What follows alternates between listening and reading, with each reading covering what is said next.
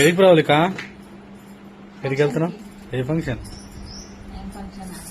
ఏదో ఫంక్షన్, సీమంతం ఫంక్షన్. ఎక్కడ? ఎక్కడన్నా బోడుపాలనే. మనం ఎండకు బయలుదేరినాం. బోడుపాలు ఎంత దగ్గర బావ మనకు 5 నిమిషాల్లో. ఎండ కూడా మస్తు దగ్గర కదా.